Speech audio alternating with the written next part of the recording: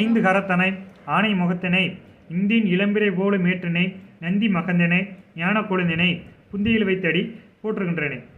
அனைவருக்கும் வணக்கம். மேசராசி மேச லக்கணக்காரங்களுக்கு இது கரெக்டாக பொருந்தும். என்ன பொருந்தும் சொல்லு பார்க்கலாம் அப்படிங்கிற மாதிரி தான் இருக்கும். நிறையா பேர் சொல்லுவாங்க, ஏங்க என் கையில் காசு பணமே நிற்க மாட்டேங்குங்க, எவ்வளோ சம்பாரிச்சாலும் செலவாயிட்டே இருக்குங்க, இதுக்கு ஏதோ ஒரு வழி சொல்லுங்க உங்கள் ஜோசியத்தில் அப்படின்லாம் கேட்பாங்க. இந்த மேச லக்கணம் மேச ராசிக்காரங்களாக இருந்தால் அது கரெக்டாக பொருந்தும். எப்படி பொருந்தும் சொல்லு பார்க்கலாம் அந்த ஐடியாவை அப்படின்னு தான் கேட்பீங்க. நான் சொல்கிறேன் பாருங்கள். அதாவது மேச லக்கணம் மேச ராசிக்காரங்களுக்கு 2 குடையவன் வலது கை குடையவன் சுக்கிரன் பார்த்தீங்கன்னா 12 இடது கையில் உச்சமாவார். 2ஆம் இடம் அப்படிங்கிறது நம்மளுடைய பொருளாதாரம், 12ஆம் இடங்கிறது நம்ம செலவு செய்கிற இடம்.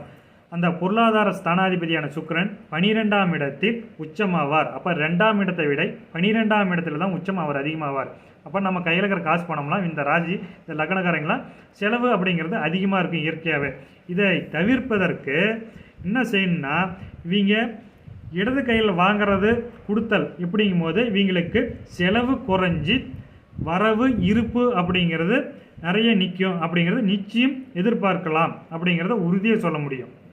என்னையா சொல்கிற, எல்லோரும் மகாலட்சுமியை வலது கையில் வாங்கணும், வலது கையில் தான் கொடுக்கணுங்குவாங்க, நீ இடது கையில் வாங்க இடது கையில் கொடுங்குற, இது சரியாக வருமானா? நிச்சயம் சரியாக வரும். நீங்களே அனுபவத்தில் சொல்லுவீங்க. நன்றி, வணக்கம். இது மாதிரியான விஷயங்கள் நான் உங்களுக்கு டிப்ஸ் கொடுத்துக்கிட்டே இருக்கிறேன். இதற்காக நம்ம சேனலை சப்ஸ்கிரைப் செஞ்சுக்கோங்க, எனக்கு ஒரு ஆதரவாக இருக்கும். நன்றி, வணக்கம்.